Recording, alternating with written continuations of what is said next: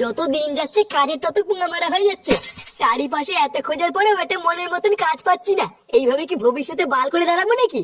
আচ্ছা পল্টুদা, আমরা যদি সবাই মিলে একটা ব্যবসা খুলি তাহলে কেমন হয়? লেওরা ব্যবসাটার নাম রাখবো আমরা কজন। তা কিসের ব্যবসা করবি শুনি? দেহ ব্যবসা? মা চিঠি পল্টুদা, এটা দেহ ব্যবসা কেন করবো? আমি তো অন্য যে কোনো ব্যবসার কথা বলছিলাম। তার জন্য না পুঁজি লাগে, পুঁজি। সেটা কি ভোদা আছে? লেওরা চুদা আমার একটা কাজ করব, কিন্তু কি কাজ করবো ভোদা সেটাও মাথায় আসছে না। কিন্তু কিছু টাকা নিয়ে যেটা ব্যবসা খুলবো, ভোদার বাসে টাকাটাও নেই। তা এইভাবে কি জীবনে বাল করবো নাকি? তোরা এখানে কি বলছিস? বাড়ার বালগুলো বাড়িতে গিয়ে তুমি এগুলো কাজ নেই নাকি? গায়ে মারি গেলে সারাদিন এখানে বসে বসে শুধু বাল ছেড়ে। যা যা বাড়ি যা, বাড়া আমি একটু শোবো।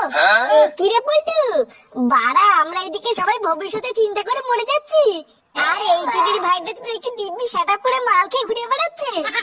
লেওরার বাল আমিও তো তাই দেখছি। কিরে মা, দেখি গেলি নাকি? নাকি সেটা বোতল করে দেবো? পল্টুদা, আমার মনে হচ্ছে আমাদের এখন বাড়ি চলে যাই ভালো, বুঝলা? না হলে মাথা চুদা করে বলা যায় না, যদি বোতল টোতল গায়ে ছুড়ে মারে। হ্যাঁ রে পল্টু, আমরা এখন বাড়ি যাই, চল। হ্যাঁ, ওটাই বরং ভালো হবে। এদের চল চল।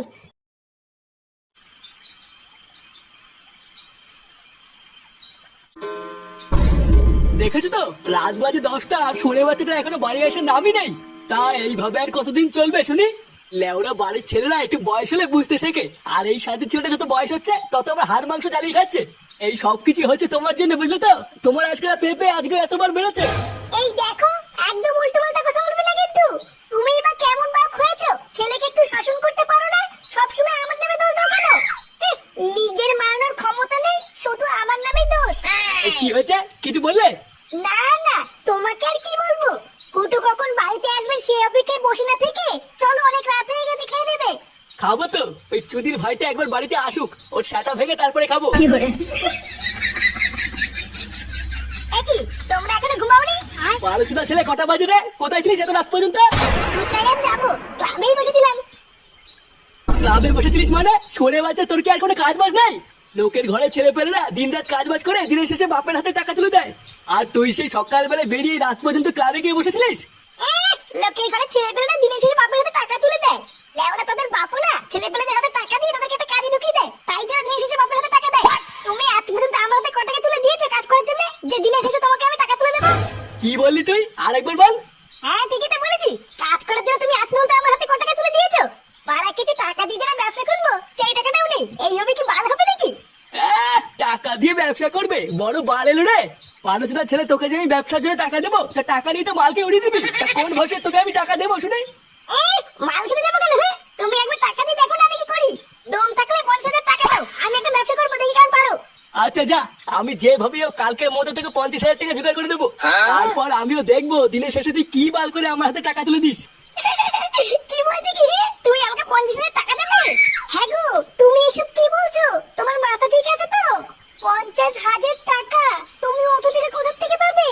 অত তোমার জানা লাগবে না, একবার যখন বলেছি দেবো তখন ঠিক জোগাড় করে দেবো। তারপর আমিও দেখবো কাজ করে আমার হাতে ক টাকা তুলে দেয়। তার টাকাটা যে কালকে আমি দেবো, টাকাটা পেয়ে কি ব্যবসা করবি কিছু ভেবেছিস? হ্যাঁ, ওনি তুমি ভেবো না, ওইসব আমার ভাবা আছে। আমি তো অনেকদিন আগের থেকে ভেবে রেখেছি, হাতে কিছু টাকা আসলে আইসক্রিমের ব্যবসা করবো। কি এই শীতকালে আইসক্রিম? ও বাড়া, আমার বোঝা হয়ে গেছে তোর ব্যবসার গায়ে মারা সারা। ঘা মারা যাবে কেন? একবার টাকাটা হাতে দিয়ে দেখো না আমি কি করি। ওদের বাল ব্যবসা করে পুরো সাটা চিনে ফেলবো।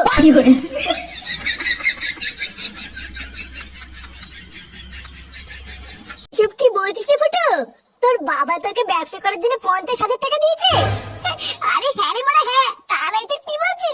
আর শুধু তাই না, আমি ব্যবসা করার জন্য নতুন একটা দোকান ভাড়া নিয়েছি। লেওরা, আমি আমার বাপের কাছে চাইলে 5 টাকাও পাই না, আর ফুটোর বাবা ওকে ব্যবসা করার জন্য এত টাকা দিয়ে দিল।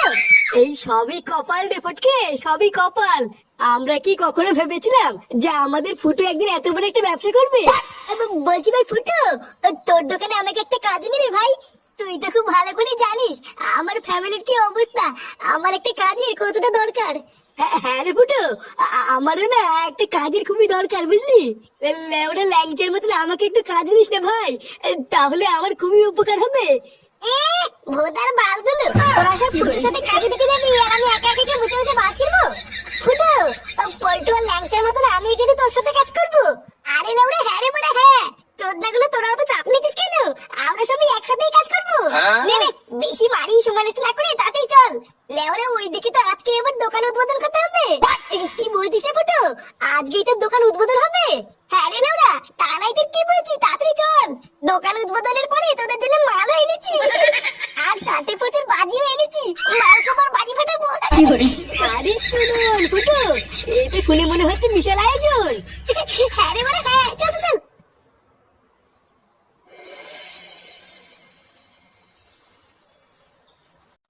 ওম সর্বভূতে ধনন্তরি কাপালিনী সর্বধারী হিং ক্রিং স্বাহা চণ্ডালো চণ্ডাল কালিকায় ব্যবসায় কর্মাণায় ওম শান্তি শান্তি হে।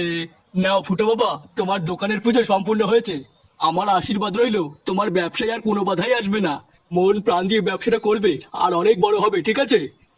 বলছি গুরুদেব, আমার ব্যবসাটা অনেক বড় হবে তো? হ্যাঁ আরে হ্যাঁ গো ফুটু বাবা, আমি তো বললাম তোমার ব্যবসা পুরো ফুলে ফেপে উঠবে। এই নারকেলটাকে দোকানের এক কোনায় রেখে দেবে আর রোজ ধূপ ধুলে দেবে, ঠিক আছে? আর তাহলেই দেখবে তোমার দোকানে পুরো খরিদ্দারের লাইন পড়ে যাবে। বাবা, পুজো তো হয়ে গেছে, তাহলে এবার আমি বাজি ফাটাবো? আরে হ্যাঁ রে বড়া হ্যাঁ, যা যা, যা, বাজি ফাটিয়ে পুরো গাড় মেরে দেখি।